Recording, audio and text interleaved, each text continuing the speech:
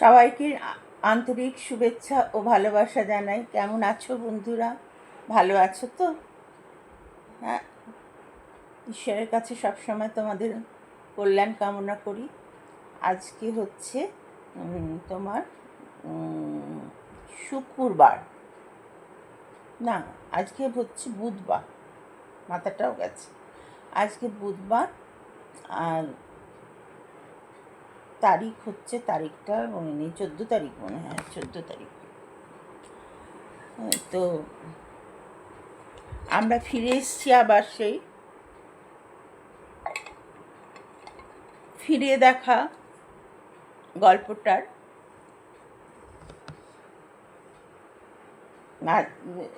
মানে ওটা তো ধারাবাহিক উপন্যাস, প্রতিদিন একটু একটু করে পড়ি। লিখে দেওয়া হচ্ছে না, শরীরের জন্য পাচ্ছি না, মাথার যন্ত্রণা করে দিচ্ছে, তাই আমি পড়ছি, পরে আমি লিখে দেব। এখন পড়ছি, এখন শোনো, পরে পড়ে দেবো। যদি শুনতে ভালো লাগে আমাকে বললো, আমি যত কষ্টই হোক লিখে দেবো। কিন্তু আমি ভিউজ বেশি দেখছি না বলে লিখছি না। ভাবছি হয়তো তোমাদের ভালো লাগছে কি লাগছে না আমি তো বুঝতে পারছি না। একটু কমেন্ট, লাইক, শেয়ার পেলে আমি বুঝতে পারবো। তাহলে আমি পড়ছি। আজকে আমরা শুনব 7ম পর্ব। আজ সকালে অমল ঘুম থেকে উঠে 1 কাপ চা খেয়ে হাসপাতালে এলো। করিডোরে ডক্টর রায়ের সাথে দেখা হলো। ডাক্তার ওকে দেখে সুন্দর করে হেসে বললেন, তোমার স্যার এখন অনেক ভালো আছেন। রাতে ঘুমিয়েছেন, এখনও ঘুমিয়ে আছেন। একটু পরে উনি উঠলে একটু চা দেওয়া হবে। অমল ডাক্তার রায়ের কথায় নিঃশ্বাস ফেলল। বলল, কি যে নিশ্চিত হলাম না ডাক্তারবাবু। ডাক্তার বললেন, এখন যাও, 10টার সময় এসো, একটু দেখা করিয়ে দেবো। হাসপাতাল থেকে বেরিয়ে অমল আশ্রমের বাগানে গেল। অনেক দিন এই বাগানে আসেনি। মালি কাজ করছে, মাটি কুপিয়ে পাতা ছেটে দিচ্ছে, আর একজন হোস পাইপ দিয়ে সব গাছে জল দিচ্ছে। নেপাল মহারাজ নিজে দাঁড়িয়ে থেকে মালিদের দিয়ে সমস্ত কাজ করাচ্ছেন। কত রকমের ফুল যে বাগান আলো করে ফুটে আছে।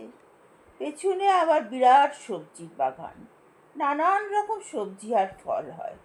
কলা গাছে কি বিরাট বিরাট কলা হয়, আর এই গাছের কলা খেতেও খুব ভালো। অতিথিদের, বাচ্চাদের স্কুলের টিফিনে, হাসপাতালের রোগীদের সব এই কলা দেয়া হয়। সমস্ত আশ্রমটা যেন এক যন্ত্রের মতো চলে, কোথাও কোনো ত্রুটি নেই। মহারাজদের সব দিকেই সুনজর সুনজর। ফুলে ঘেরা আশ্রমটা দেখতে ভারী সুন্দর লাগছে। অতিথিরা সব চা পান করছে। ছাত্রছাত্রীরা যারা হোস্টেলে থাকে তারা লাইন করে খাবার ঘরে যাচ্ছে। জলখাবার খেয়ে সব স্কুলে ঢুকবে। দিদিমণিরাও আসতে শুরু করেছেন।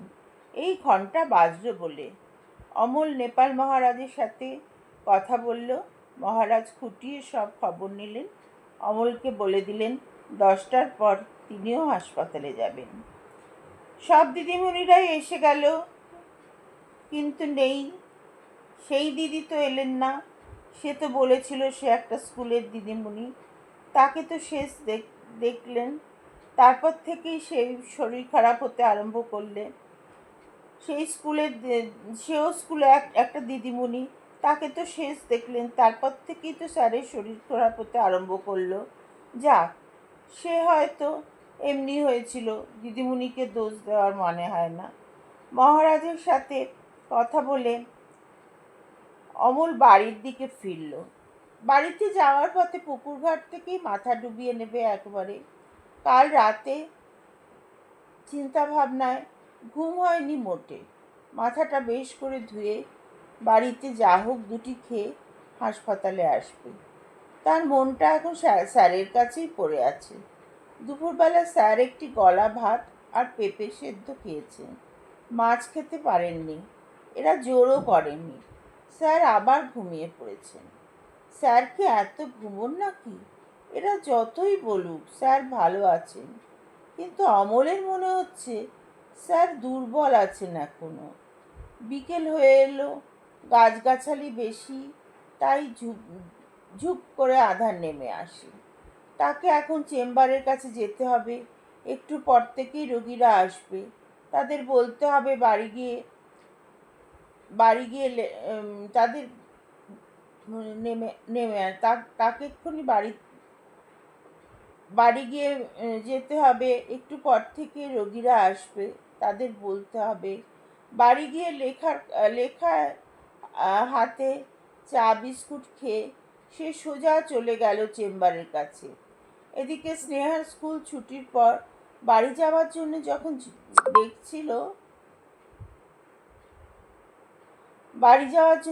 বেঁকছিল, তখন হঠাৎ স্কুলের দারোয়ান এসে বলল, আপনি একটা জমি দেখতে চেয়েছিলেন না? সেই জমি আজকে দেখতে যাবেন দিদিমণি? স্নেহা মেয়েকে নিয়ে বাড়িতে ফিরছিল। মেয়েকে বলল, তুমি বাড়ি চলে যাও, একটু এগিয়ে দিয়ে আমি একটা কাজ সেরে করে টিউশন সেরে তারপর আসবো। মা দিদুন পিঠে বানাচ্ছে, গরম গরম খেয়ে নিবি। আমি একটা কাজ সেরে টিউশন সেরে একেবারে বাড়ি ফিরবো। দারোয়ান জমি দেখাতে মৈনাক সেনের চেম্বারের কাছেই নিয়ে এলো। চেম্বারের সামনেই জমি? এখানে বাড়ি করলে চেম্বার অনেক ঢেকে যাবে। তা আর কি করা যাবে? মনে মনে স্নেহা ভাবে, মৈনাক ডাক্তারের চোখের সামনে সে বাড়ি করবে। একটা নিষ্ঠুর হাসি তার ঠোঁটে খেলে গেল। হঠাৎ স্নেহার অমলের দিকে চোখ পড়ল। সে যেন কোনো এক রোগীকে বলছে, ডাক্তারবাবু খুব অসুস্থ, আইসিইউতে আছেন, হার্টের অসুখ করেছে। সে কথা কানে যাওয়ার পর স্নেহা এক পা করে অমলের কাছে এলো। জানতে চাইল ডাক্তারের কি হয়েছে। অমল সব বলল। সে এই কথাও বলল, দিদিমণি, তুমি দেখিয়ে চলে যাওয়ার পরই স্যারের শরীর খারাপ হয়। রাতটা কি করে কাটে জানি না। স্যার তো আর কিছু বলেন না। সকাল হতেই খুব বাড়াবাড়ি, তারপর এখন তো ওইখানেই পড়ে আছেন।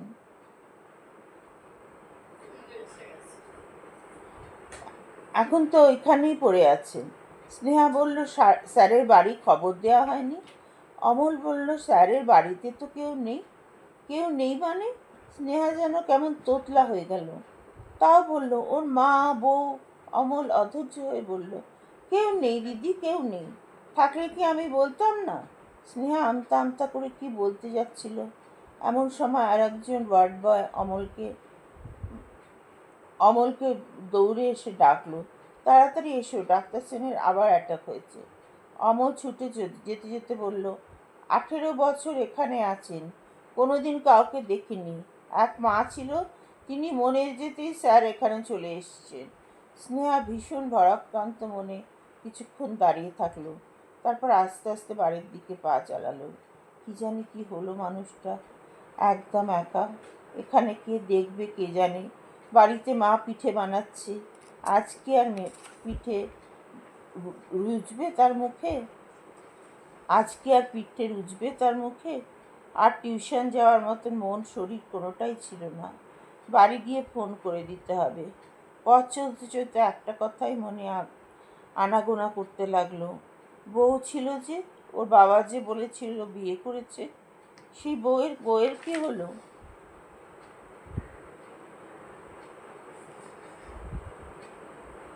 আজকে এই পর্যন্তই বললাম। কালকে আবার পরে যেদিন যেমন লিখেছি সেই ভাগ অবধি পড়ছি।